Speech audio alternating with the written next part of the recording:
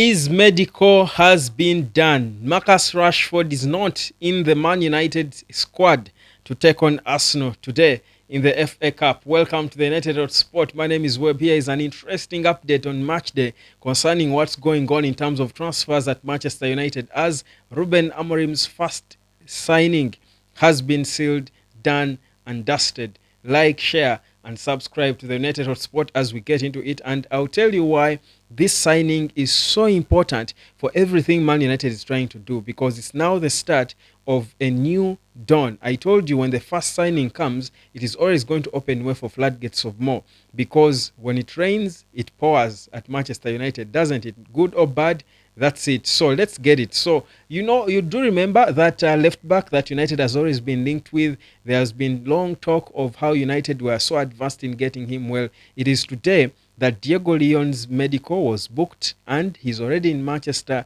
and probably by the time you look at this, the medical will be done and dusted, and of course putting pen to paper on all the documents that have got to be signed by all parties. So this is the plan. So he's going to join Man United, but not immediately. He's first going to go back to Paraguay at Cerro Porteño until the summer. Then he will join Manchester United after that, because of course they want him to join the team officially when he's of age. So the Paraguay left back now is already, of course, set for his medical, and announcement as well will be taking place today. So United agreed to pay $4 million plus a further $1 million in add-ons. Now those are the simple add-ons, and over $3.5 million in difficult add-ons to Cerro Porteño. Now by difficult add-ons, it means if he wins the Ballon d'Or, if United win the Premier League, or probably if United reach the Champions League final or win it as well, those such things, those are the more difficult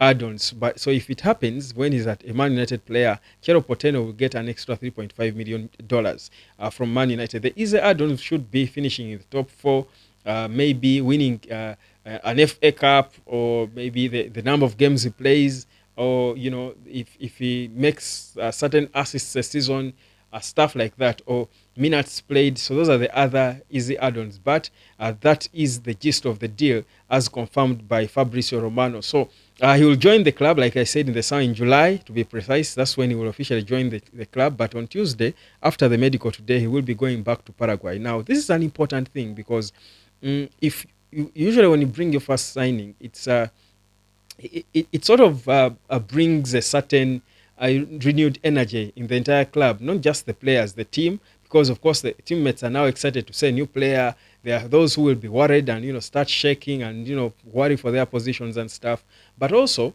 the fan base begin then to expect and anticipate. You know how we've always been anticipating about the youngins that we signed, the likes of Sekou Kone, the likes of Chido Obi, Lucelle, name them. All these youngsters United signed. Lenny Yoro, remember, before he played a game for Man United. So these new signings always bring a new breath of fresh air into the team, which I think for me is always going to be needed at Man United in the phase we are in of rebuilding the club. You always want something new to just keep re-energizing and remotivating you to have your heads up and believe that whatever you're doing will certainly make sense. So it's an important signing, and people look at this boy as really just an academic kid, a young boy who has come in, but this is brought in as a serious player, serious contender. That's why he's being loaned back until July when he's officially 18.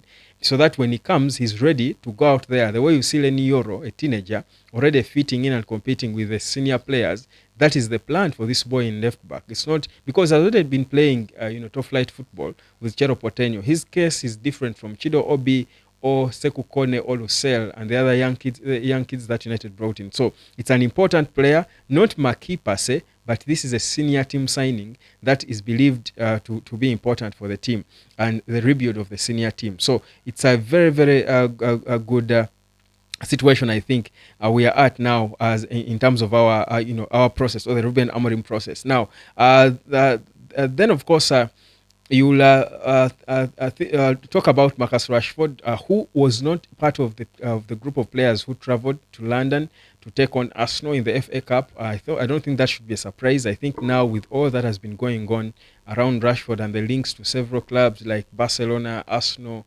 Juventus, Napoli, and AC Milan mostly.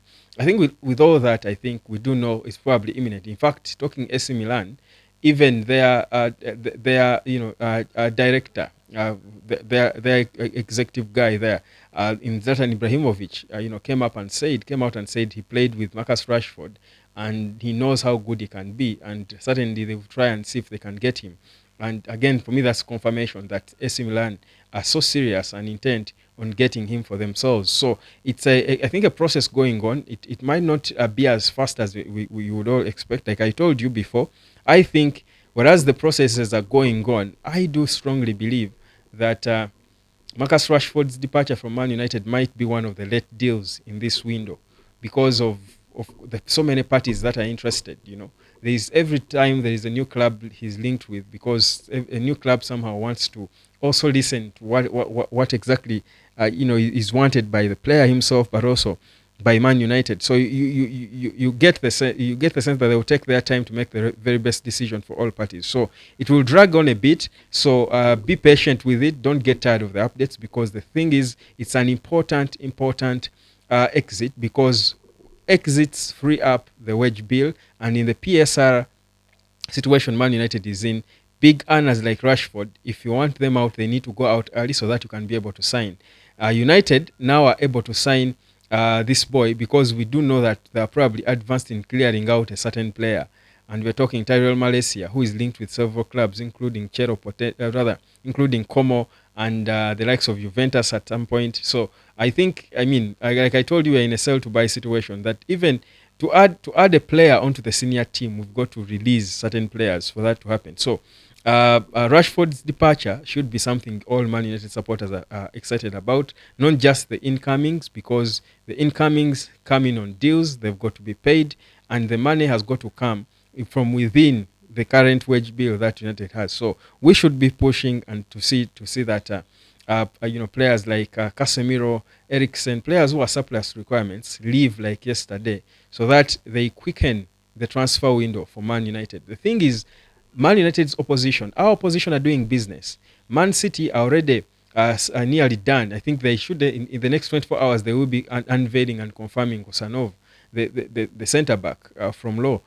You're talking of Omar Mamouche, who is again, they advanced after the game yesterday, Frankfurt and St. Pauli, where he scored. City Chiefs were already there to try and get it done and dusted, so that by next week these are two players who could be unveiled already. So you can see that other clubs are getting down with their business. We know how Spurs have already made signings.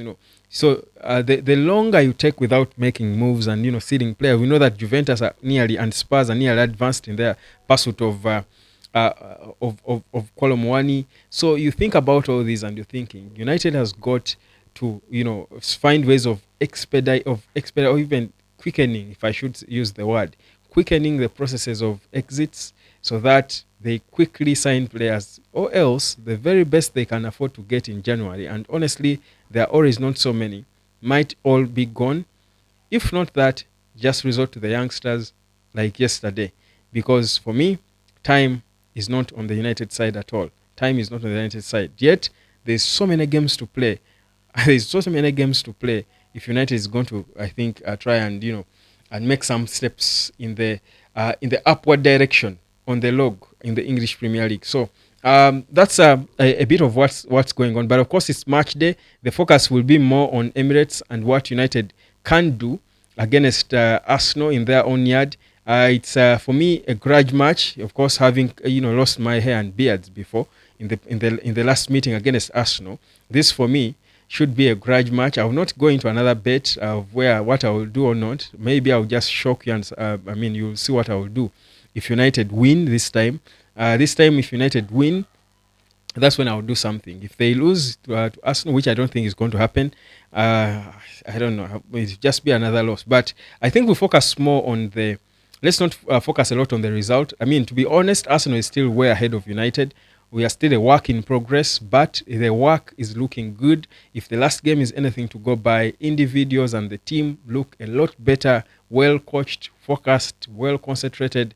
For me, that's what I would want to see. If we see the same performance like we did against Liverpool, if we don't win, we'll understand that we were beaten by a better team currently, but not because we are poor. Because at many a time, United has been losing games not because they were really beaten by better teams, but because they did not show up.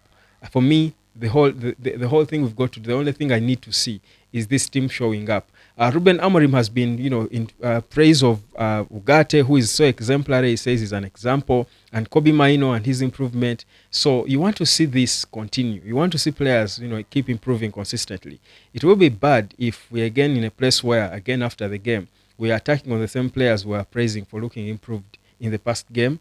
I think it will take us back to where we were, and I don't want us to be there again. So I think it's a game that has got a lot to give. We've got a lot to focus on, individuals, the team, the coach, and everything, so that we have a proper view. But also the pressure is different. It's not the Premier League, because my view is when the next Premier League game is against Southampton, my view is you play a good game against Arsenal in the FA Cup.